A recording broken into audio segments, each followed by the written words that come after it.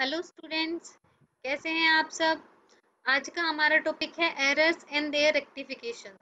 ये second video है। First video में हमने कवर किया था एरर्स क्या है, कितने टाइप की होती है। बेसिकली दो टाइप की हमारी एरर थी, one sided errors and two sided errors.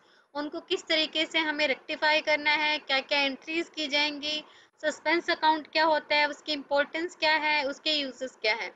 और जो आज की हमारी वीडियो है उसमें हम पढ़ेंगे, बेसिकली दो टॉपिक हम आज कवर करेंगे बेटा। पहला ये कि रेक्टिफिकेशन ऑफ एरर्स का नेट प्रॉफिट के ऊपर क्या इफेक्ट पड़ेगा, और दूसरा ये कि अगर हम लास्ट ईयर की एरर्स को रेक्टिफाई कर रहे हैं दिस अकाउंटिंग ईयर, तो क्या एडजस्टमेंट एंट्री हमें करनी होगी। तो चलिए शुरू करते हैं हम हमारे पहले टॉपिक के साथ, जो है effect of rectification of error on profit. The net profit would be affected by the items of nominal account only। ये अंडरलाइन करने वाली बात है बच्चे कि नेट प्रॉफिट के ऊपर सिर्फ और सिर्फ नॉमिनल अकाउंट ही जो है इफेक्ट शो करेगा। पर्सनल अकाउंट और रियल अकाउंट वो किसी भी तरीके से हमारे प्रॉफिट को नहीं अफेक्ट करेंगे। ये बेसिक टर्म आपको पता होगा जब आप trading and profit and loss account prepare करते हो, जब आप बनाते हो तो आपको पता होगा सिर्फ नॉमिनल अकाउंट्स हम जो होते हैं वो वहाँ पे एंट्री की जाती है, जिसमें आपके एक्सपेंडिचर्स आते हैं एंड आपकी इनकम्स आती हैं। ओके, तो ये जो हम नेट प्रॉफिट के ऊपर अफेक्ट जो है हम फाइंड आउट करते हैं, इसके दो तरीके हैं आपके पास। दो तरीके से आप उस अफेक्ट को फाइंड आउट कर सकते हो। पहला बहुत ही सिंपली आप एक स्टेटमेंट बनाइए, इंक्रीज और डिक्रीज शो कीजिए। दूसरा है आपका कि आप P&L रिवाइज बनाएं, revised profit and loss account बनाएं और करेक्ट प्रॉफिट आप फाइंड आउट करें, फिर उसे कैपिटल जो है अकाउंट में ट्रांसफर कर दीजिए। तो हम पहले हमारे मेथड से शुरू करते हैं, जो है बाय प्रिपेयरिंग अ स्टेटमेंट। तो आपको जो है एक स्टेटमेंट बनानी है दो कॉलम वाली, जिसमें आप जिसमें एक कॉलम होगा आपका डिक्रीज इन प्रॉफिट और दूसरा कॉलम होगा आपका इंक्रीज इन प्रॉफिट। बहुत ही सिंपल है, सिर्फ एक स्टेटमेंट आपको बनानी है। तो बेटर तरीके से अंडरस्टैंड करने के लिए बच्चे हम एक अलिस्ट्रेशन ले लेते हैं। तो अलिस्ट्रेशन की ट्रांजेक्शन वाइज हम चलते हैं। हमें सिर्फ ये देखना है कि हमें किस तरीके से कैलकुलेट करेंगे नेट प्रॉफिट के ऊपर रेक्टिफिकेशन ऑफ एरर का अफेक्ट। तो पहली ट्रांजेक्शन हमने ली, goods bought from a merchant for 550 had been posted to credit of his account as 5500। हमने एक मर्चेंट से 550 का गुड्स परचेज किया था, लेकिन जब हम उस मर्चेंट के अकाउंट में ट्रांसफर करने लगे, क्रेडिट साइड जब हम लिखने लगे उसके अकाउंट की, तो हमने 550 की जगह पे 5500 एंटर कर दिया। इसका मतलब है आपने 4950 से ज़्यादा क्रेडिट कर दिया। तो अब रेक्टिफिकेशन एंट्री, इसके लिए क्या है, आपको एक नोटबुक लेके अपने पास बैठनी होगी बेटा, ताकि आप साथ साथ लिख पाओ कि क्या एंट्री गलत की, क्या सही होनी चाहिए थी। तो बेसिकली हमने 4950 से ज़्यादा क्रेडिट कर दिया मर्चेंट का अकाउंट। तो अब रेक्टिफिकेशन उसकी कैसे करनी है, लास्ट वीडियो में हमने सीखा था कि जो भी जितनी गलती, जितने से ज़्यादा हमने उसे क्रेडिट किया था, हम उतने से उसे डेबिट कर देंगे, तो आपकी एंट्री जो है वो करेक्ट हो जाएगी। तो करेक्ट एंट्री या रेक्टिफिकेशन एंट्री हमारी हुई merchant account debit to suspense, क्योंकि बदले में कोई अकाउंट दूसरा जो है वो अफेक्ट नहीं हो रहा है। नेक्स्ट ट्रांजेक्शन की बात करें, an item of 1062 entered in sales return book had been posted to debit of customer who returned the book। हमारे पास हमने कोई माल बेचा था जो रिटर्न हो गया है, तो हमें एंट्री करनी चाहिए थी sales return account debit to customers personal account. अब बजाय उसे क्रेडिट करने के हमने उसे क्या कर दिया, कस्टमर के अकाउंट को डेबिट कर दिया। तो पहली चीज डेबिट नहीं होना चाहिए था, जिसको रेक्टिफाई करने के लिए हम क्रेडिट करेंगे। तो लिखेंगे टू कस्टमर्स अकाउंट 1062, पहला ये हुआ। दूसरा क्या है, क्रेडिट होना चाहिए था, एंट्री होनी चाहिए थी sales return account debit to customer account, तो हमने उसे क्रेडिट भी नहीं किया। दूसरी हम करेंगे एंट्री टू कस्टमर्स अकाउंट, तो डबल टाइम जो है वो क्रेडिट हो गया आपका कस्टमर अकाउंट। तो हम रेक्टिफिकेशन एंट्री करेंगे to customer account, double time हुआ है, तो 1062 प्लस 1062 दैट इज 2124। ओके, बदले में सस्पेंस अकाउंट आपका डेबिट हुआ, वो इसलिए क्योंकि कोई और अकाउंट जो है वो अफेक्ट नहीं हो रहा था। अब हम आ जाते हैं थर्ड ट्रांजेक्शन पे, जो कि है sundry item of plant sold for 26,000 had been entered in the sales book and the total of which book had been posted to sales account। एक प्लांट का पार्ट हमने बेचा था। तो प्लांट आपकी फिक्स एसेट्स है। जब भी हम फिक्स एसेट्स को बेचते हैं या खरीदते हैं तो उसी के नाम से वो डेबिट या क्रेडिट हो जाता है। तो यहाँ पे हमारी एंट्री होनी चाहिए थी cash account debit to plant account, लेकिन एंट्री हमने गलती से क्या कर दी, sales account, cash account debit to sales account. अब जो है क्रेडिट होना चाहिए था प्लांट अकाउंट, लेकिन क्रेडिट क्या हुआ, सेल्स अकाउंट। तो रेक्टिफिकेशन एंट्री क्या हो जाएगी, सेल्स अकाउंट जो कि गलती से क्रेडिट हो गया था उसको रेक्टिफाई करने के लिए हमने उसे डेबिट कर दिया, और प्लांट अकाउंट जो कि क्रेडिट होना चाहिए था नहीं हो पाया, अब हम उसे क्रेडिट कर देंगे, राइट। अब हम नेक्स्ट ट्रांजेक्शन के ऊपर आ जाते हैं। नेक्स्ट ट्रांजेक्शन है आपकी 6,000 owing by a customer had been omitted from the schedule of sundry debtors. एक कस्टमर से हमें लेना थे 6,000 रुपये उधार लेनी थी, लेकिन हम उसे सन्ड्री डेटर्स में शो करना ही भूल गए। तो बस आप शो कर दीजिए। तो sundry debtors account debit to suspense account आपकी करेक्ट एंट्री हो जाएगी। Last one is 231 discount received from a creditor has been duly entered in his account but not posted to discount received account। पहली बात, discount receive करने की entry हम क्या करते हैं, creditors account debit to discount received. तो अब हमने क्रेडिटर्स के अकाउंट को तो सही डेबिट कर दिया, लेकिन डिस्काउंट रिसीव्ड को क्रेडिट करना जो है हम भूल गए। तो अब कर दीजिए, एंट्री हो जाएगी आपकी suspense account debit to discount received. Okay, ये तो थी आपकी सिर्फ रेक्टिफिकेशन एंट्री, जबकि हमारा एक्चुअल मोटिव क्या है कि हमें कैलकुलेट करना है कि इन रेक्टिफिकेशंस ने हमारे नेट प्रॉफिट को किस तरीके से अफेक्ट किया। और हम इम्प्लीमेंट कर रहे थे हमारा पहला मेथड, जिसमें सिर्फ हम एक स्टेटमेंट बना रहे हैं जहाँ से हम इसको फाइंड आउट करते थे कि कितना जो है वो अफेक्ट पड़ा हमारी ट्रांजेक्शन का नेट प्रॉफिट के ऊपर। तो पहले ट्रांजेक्शन से शुरू करते हैं, merchant account debit to suspense account, ये हमारी पहली रेक्टिफिकेशन एंट्री थी। ओके, अब पीछे रूल पे जाइए कि सिर्फ नॉमिनल अकाउंट ही अफेक्ट करता है हमारे प्रॉफिट को, क्योंकि सिर्फ नॉमिनल अकाउंट की ट्रांजेक्शन की हम एंट्री करते हैं प्रॉफिट एंड लॉस अकाउंट में। तो हम पहली अगर रेक्टिफिकेशन एंट्री में देखें तो कहीं पे भी नॉमिनल अकाउंट नहीं है, मर्चेंट आपका पर्सनल है, ये भी आपका जो है रियल अकाउंट हम बोल सकते हैं है। तो कहीं पे भी इसकी एंट्री जो नेट प्रॉफिट के ऊपर कहीं पे भी इसका कोई असर नहीं मिलेगा। ओके, तो no effect on profit, neither on debit side और ना ही क्रेडिट साइड। नेक्स्ट एंट्री है आपकी suspense account debit to customer account. तो ये भी आपका इनमें से कोई भी अकाउंट, कस्टमर अकाउंट जो है आपका वो पर्सनल अकाउंट है, तो कोई इफेक्ट यहाँ पे नहीं पड़ेगा। थर्ड एंट्री है आपकी sales account debit to plant account. अब सेल्स अकाउंट जो है वो है आपका नॉमिनल अकाउंट, और जो प्लांट अकाउंट है वो आपका रियल अकाउंट। तो ये जो आपका नॉमिनल अकाउंट है इसकी एडजस्टमेंट आपको एंट्री करनी पड़ेगी। तो कोई भी ऐसा अकाउंट जो कि डेबिट हो रहा है वो प्रॉफिट को रिड्यूस कर देगा। तो सेल्स आपकी डेबिट हो रही है, उसने प्रॉफिट को घटा दिया 26,000 से। पहली एडजस्टमेंट, पहली डिक्रीज जो है वो शो की, पहला इफेक्ट जो है वो शो हुआ नेट प्रॉफिट के ऊपर। नेक्स्ट आपकी ट्रांजेक्शन है sundry debtors account debit to suspense account. तो सन्ड्री डेटर्स आपके पर्सनल अकाउंट है, इस पे भी कोई इफेक्ट नहीं पड़ेगा, तो इस ट्रांजेक्शन का no effect on profit. Last transaction पे आते हैं, suspense account debit to discount received account. अब जो डिस्काउंट रिसीव्ड अकाउंट है ये है आपका नॉमिनल अकाउंट, क्योंकि ये आपकी इनकम है। अब क्या है, अगर क्रेडिट हुआ है कोई भी अकाउंट तो ऑब्वियसली प्रॉफिट एंड लॉस के क्रेडिट साइड जाता है, जो कि प्रॉफिट को इंक्रीज कर देता है। तो लास्ट ट्रांजेक्शन का इफेक्ट हमने शो किया 231 क्रेडिट, और इंक्रीज कर दिया इसने प्रॉफिट को। तो अगर हम नेट इफेक्ट देखें अब, तो डिक्रीज हुआ 26,000 से, इंक्रीज हुआ 231 से। तो नेट इफेक्ट जो है वो 25,769 से हमारा प्रॉफिट जो है वो रिड्यूस हो गया, जिसको हम कैपिटल अकाउंट में बाद में ट्रांसफर कर देंगे, राइट।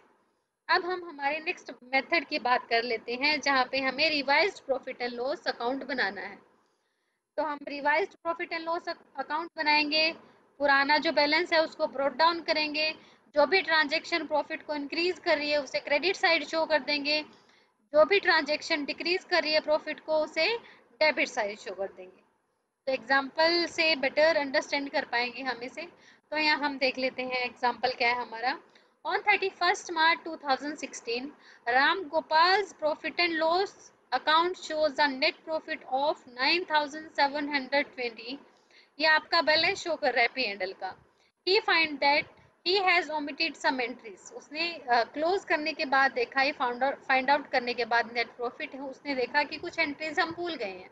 तो ये मैंने थोड़ी बहुत एंट्री ली है, एग्जांपल से हम समझ लेंगे ताकि बेटर अंडरस्टैंड कर पाओ आप लोग। तो फर्स्ट ट्रांजेक्शन हम लेते हैं। फर्स्ट ट्रांजेक्शन आपकी goods costing 650 were sent to a customer on sales or return basis for 750। Cost थी हमारे गुड्स की 650 जिसको हमने कस्टमर को ट्रांसफर किया सेल्स ऑन रिटर्न बेसिस पे कि आप चॉइस है आपकी, आप पसंद आए तो आप रख लीजिए वरना वापस कर दीजिए 750 का। Okay, the entry was made in sales book, but the customer has not informed regarding their acceptance by 31st March 2016। हमने इस ट्रांजेक्शन को दिखा दिया सेल, लेकिन जब हम अकाउंट क्लोज करने लगे तब तक भी कस्टमर ने अपनी एक्सेप्टेंस नहीं दी थी कि हाँ मैं ये माल अपने पास रख रहा हूँ, मैं परचेज कर रहा हूँ। तो जब तक वो अपनी एक्सेप्टेंस नहीं देता हम इसे सेल्स नहीं मान सकते। ओके, तो दो रेक्टिफिकेशन एंट्री इसकी होगी बेटा। पहली रेक्टिफिकेशन एंट्री की ये सेल्स नहीं थी लेकिन हमने इसे सेल्स शो कर दिया। हमने एंट्री की customer personal account debit to sales, नहीं होनी चाहिए थी, तो रेक्टिफाई करने के लिए जस्ट रिवर्स कर दीजिए sales account debit to customers account. Okay, दूसरी रेक्टिफिकेशन बी जो पार्ट है, दूसरी रेक्टिफिकेशन एंट्री क्या होगी, 750 से आप ये करोगे क्योंकि हमने सेल जो है प्रॉफिट ऐड करके शो कर दिया था। ओके, लेकिन उसकी ओरिजिनल कॉस्ट थी 650। तो जब हमने उसे सेल शो किया तो हमने उसे स्टॉक से भी माइनस कर दिया था, लेकिन नहीं हुआ वो एक्चुअल में स्टॉक से माइनस, तो हम उसे दोबारा से स्टॉक में ऐड कर देंगे। एंट्री हो जाएगी closing stock account debit to trading account, लेकिन ये कॉस्ट से होगी 650 से। अब देखिए यहाँ पे ट्रेडिंग अकाउंट हमारा क्रेडिट हो गया। ओके, नेक्स्ट हम बात करते हैं unexpired insurance of 200 has not been taken into account while preparing profit and loss account. हमने एक एंट्री थी, एक ट्रांजेक्शन थी प्रीपेड इंश्योरेंस की 200 रुपीज़ से, हमने उसकी कोई एंट्री नहीं की, तो उसकी एंट्री अब आप कर दीजिए। क्या हो जाता है प्रीपेड इंश्योरेंस की एंट्री क्या होगी, prepaid insurance account debit to insurance account. All right, next है आपका the value of stock in hand on 31st March 2016 was overstated by 1000। हमने अपनी स्टॉक का बैलेंस जो है, क्लोजिंग स्टॉक का बैलेंस 1000 से ज़्यादा शो कर दिया। ओके, तो अब उसे कम कर दीजिए। कम कैसे करोगे, ट्रेडिंग अकाउंट को डेबिट कर दो क्योंकि क्लोजिंग जो है वो ट्रेडिंग अकाउंट की क्रेडिट साइड शो होता है। आपने देखा होगा जब आपने ये चैप्टर किया होगा प्रॉफिट एंड लॉस अकाउंट वाला। तो अब हमें उसे कम करना है, कम करना है तो रिवर्स एंट्री हो जाएगी, ट्रेडिंग अकाउंट आपका डेबिट हो जाएगा और क्लोजिंग स्टॉक जो है वो आपका क्रेडिट हो जाएगा। ओके, नेक्स्ट एंट्री की बात करते हैं हम। 4500 was outstanding on account of wages and salary.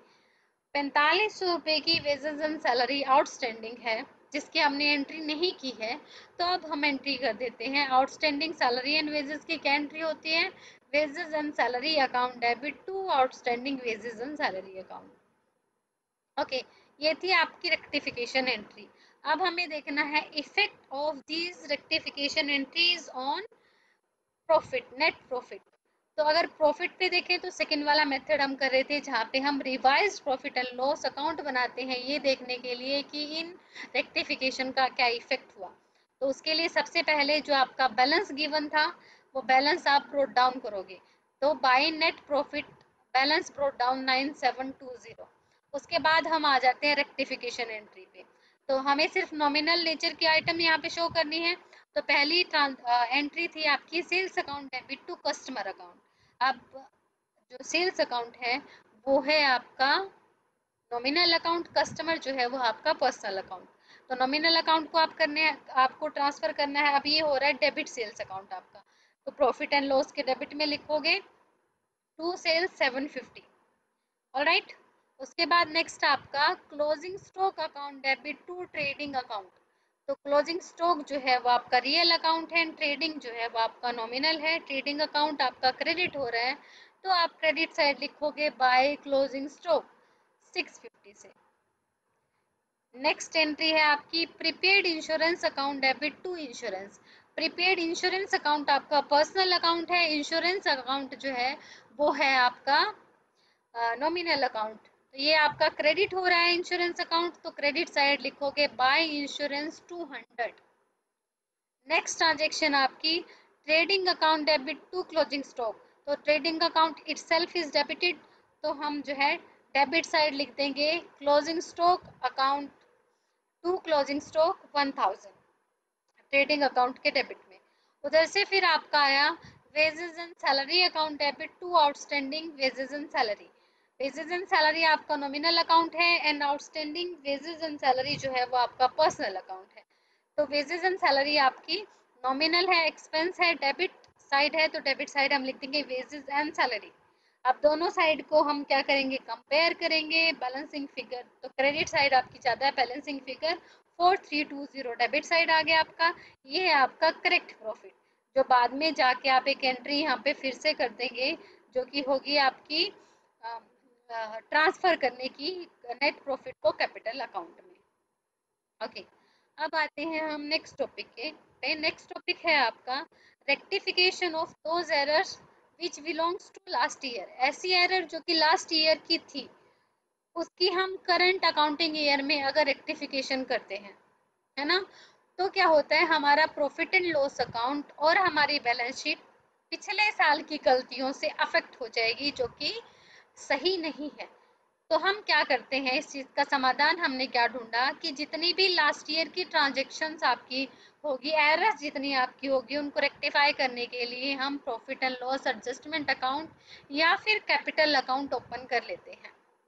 तो मैंने बताया ऐसी गलतियां जो पिछले साल से रिलेटेड हैं, उसे हम आज के डेट में अगर उन्हें रेक्टिफाई करते हैं, तो दो ऑप्शन आपके पास है, दो अकाउंट आप ओपन करके इन्हें रेक्टिफाई कर सकते हैं। पहला है आपका profit and loss adjustment account और दूसरा आपका कैपिटल अकाउंट।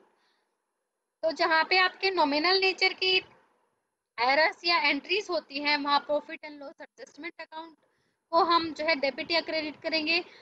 जिसके अगेंस्ट आपका रियल और पर्सनल अकाउंट होता है, वहाँ हम कैपिटल अकाउंट को एडजस्ट करेंगे। ओके, तो ये कुछ कंक्लूजन थे, जो मैं ऊपर बता चुकी वही सेम है बेटा आपके। तो एक एग्जांपल से हम इसे जो है वो समझ पाएंगे। एग्जांपल मैंने सिर्फ जो है इसलिए लिया है ताकि मैं आपको सोल्व करके दिखा पाऊँ। तो मैंने दो ही एंट्री इसलिए यहाँ पे ली है, दोनों तरीके से हम सोल्व करके देख लेते हैं। पहला तरीका है जब हम profit and loss adjustment account के अगेंस्ट जो है वो रेक्टिफाई करेंगे। ओके, तो पहली ट्रांजेक्शन आपकी अनएक्सपायर्ड इंश्योरेंस 580, आपका प्रीपेड इंश्योरेंस है 580 का, एंड सैलरी अनपेड 800, ये है आपकी outstanding salary, had not been taken into account, इसकी कोई एंट्री नहीं की गई। तो आप कर दीजिए रेक्टिफिकेशन, नोटबुक में नोट कीजिए बेटा, रेक्टिफिकेशन एंट्री क्या होनी चाहिए थी, अनएक्सपायर्ड इंश्योरेंस या फिर prepaid insurance account debit to insurance account.